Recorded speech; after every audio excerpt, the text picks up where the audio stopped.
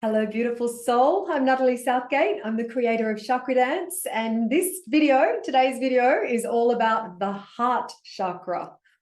Oh my goodness, the heart chakra. I really believe it's possibly one of the most beautiful chakras to work with, and also possibly at the same time, one of the most painful chakras to work with. You can almost think of it like the rose. There's the beautiful bloom, the petals and the fragrance, and then there's the thorn. And it's kind of a little bit like this when working with the heart. But ultimately, when we do the healing work of the heart, where it leads us is to this feeling of profound love and profound freedom. So it really is, it's worth the journey. It's no wonder that all the great movies are written about it, all the great books are written about it. It's a big topic, a big thing for everyone really on the planet. So the heart chakra is something that pretty much I can't think of any of us who escape the pain of the heart. As we are here on this planet living this human life, we all will experience some form of heartbreak in some way or another, whether it's a form of abandonment or rejection or betrayal or a deep, profound loss of some kind. Part of the human journey here is that we go through these things, and part of that journey leads us to, when these things happen, it's a time for us to kind of go within and grieve and process and ultimately grow from the experience. But what happens for so many of us when these really overwhelming experiences happen, heartbreak, we, in an attempt not to kind of feel the pain, or in a society that says, can't quick, get over it, you can move on quickly, we instead block it. We bury the pain in our hearts. And you probably heard there's a lot of sayings around someone that buries things in their hearts. They become hard-hearted, cold-hearted. They have a bitter heart. They have a judgmental heart. All of those kinds of feelings that and those sayings that we hear are very much from unprocessed grief, unprocessed pain that we've kind of trapped in our heart in an attempt not to feel the pain. And you can see what happens just by blocking it and not processing it and not grieving it fully. We get stuck in it. It's like we build a wall in our hearts. It's almost like, no, not going through that again. Not going to let anyone else come in and do that to me again. But you've blocked it inside. It's sitting inside. And this inner pain is what ends up building up. And it can lead to a life that does feel sad, and it can feel lonely, and it can feel isolating. And it can be really challenging from here to actually build relationships that have that intimacy and that genuine flow of love. So it's important to do the healing of the heart chakra. The Sanskrit name for this chakra is Anahata. It tells us so much because in English that translates to unhurt.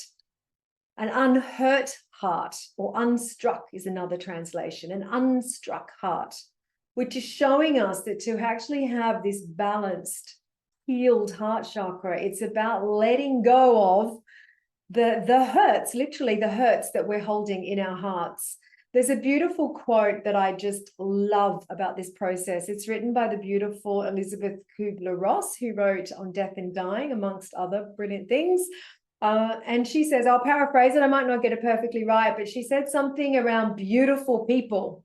And she was talking about beautiful on the inside, beautiful heart-centered people. And she said, beautiful people have known defeat. They've known suffering, they've known struggle, they've known loss, and yet they have found their way out of the depths. Beautiful people do not just happen. And when I first heard that, it really moved me, because it sort of like helped me make sense of why we go through this human suffering. It's not so much that we have this pain and then we make it go away. It was kind of like, what was the point of that? There's something about going through the pain, going through the heartbreak, going through the grief, that actually helps us to open our hearts further and become more compassionate. become more understanding of other people and what they're going through. There is a prayer. And when I first heard this prayer, I was like, who would say this prayer? It's a Sufi prayer. And the prayer is, shatter my heart so a new room can be created for a more limitless love. Say it again, right? Shatter my heart. It's a prayer praying to have your heart shattered. Shatter my heart so a new room can be open for a more limitless love. Now, I don't know if you're brave enough to actually have to put that prayer in place, but you can see it's the same principle as the beautiful people. It's like, as we actually have this heartbreak, this heart expansion, we open up to new, more this is the profound love. This is the profound freedom that we open up to, because what happens is we start to release, we break it open, we don't hold on to the pain, we work through it, and it helps us start to see other people in a whole different way. People that we're in conflict with, people that we're at war with, like, it actually helps us to start to see the planet differently, the animal kingdom differently. It starts to be living, walking a path with heart. You will have heard the saying. And how do we get there? We get there through the heartbreak. So you may not want to say the prayer. You may be brave enough to say the prayer, but I wanted to share it because if you're going through heartbreak of any kind now, or if you've been through heartbreak and you haven't processed it yet, and you're sort of putting it behind that wall, then think about this and think about, hang on, okay, maybe I need to kind of be in it, not drown in it, not let it take you over for the next 5 years. It's not a season to stay in. It's a season that comes and it goes, but it is a season to have. Okay, and quite often we try and miss the whole season and move on to the summer. Okay, the winter is needed. Okay, so maybe it's about actually giving yourself the winter to actually be there.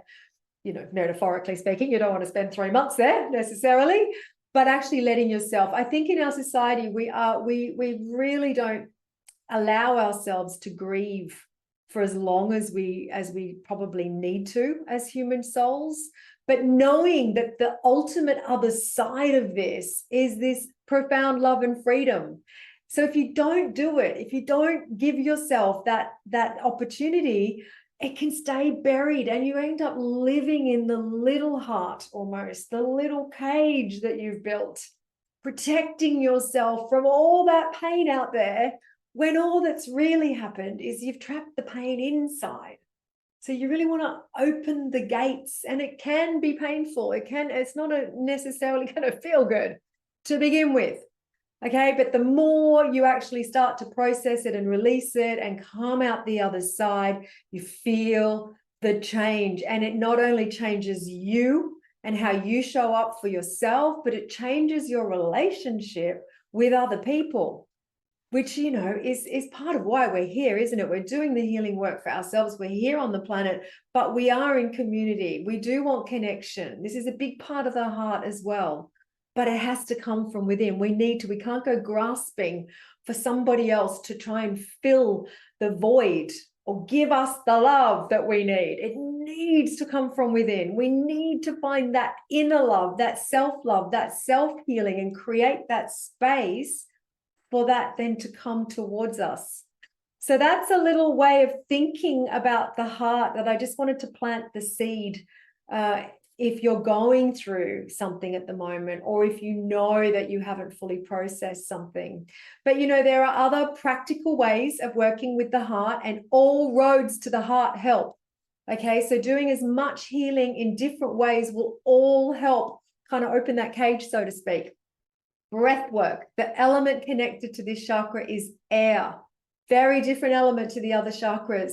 And how do we work with air? There's a lightness to air. There's a freedom to air. There's an expansiveness with air.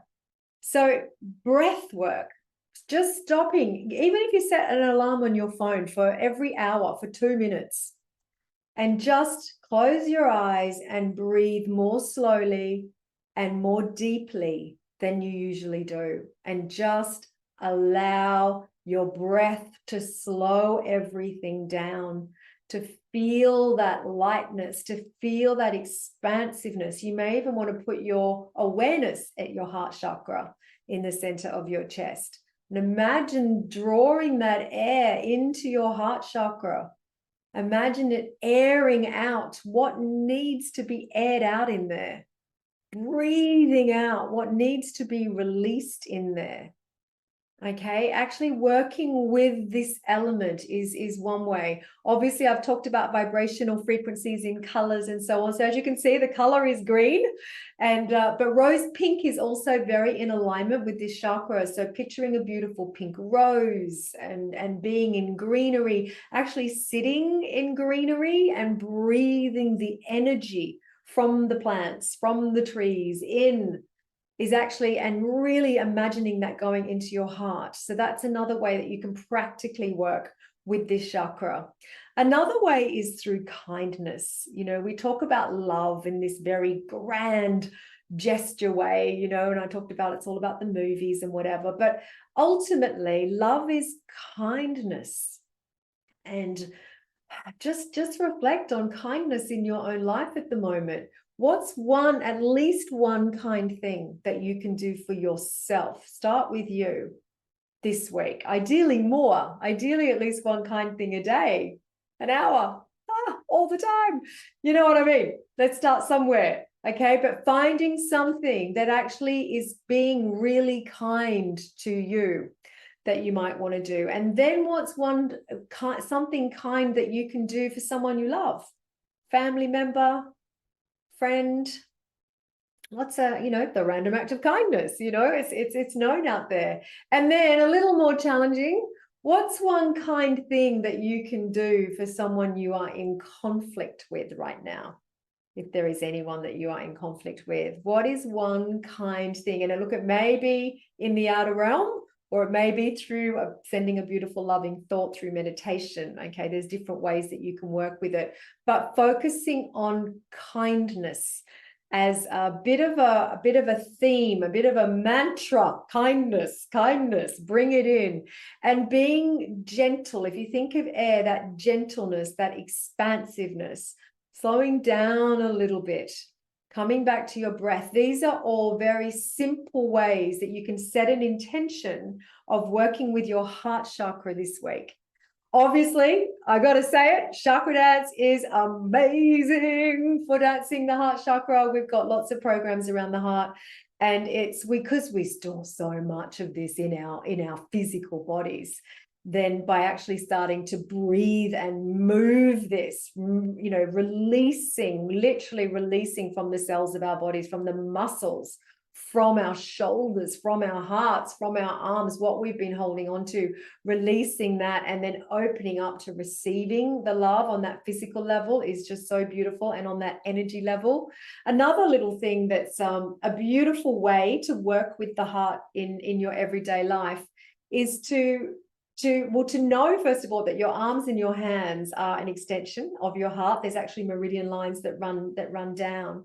So every time you are giving someone something or receiving something, you might be in a shop, you might be giving your credit card over, you might be receiving the milk back, whatever it is. Every time there's a flow of giving and receiving, imagine that flow of love, of kindness, of heart energy, you know, going out, you're giving it and you're receiving it. This flow of giving and receiving, like the breath is in and out, the heart is giving and receiving. So being open to that flow throughout your week and exchanges in conversations, everything, just really noticing that dynamic of giving and receiving throughout your week. So these are all little subtle ways that you can start working with your heart chakra so that you can open up to this really bigger sense of love and freedom and compassion and kindness in your life, and which will impact not only your life, but will really ripple in a big way into the world around you. So sending you much love from my heart to your heart. Many blessings.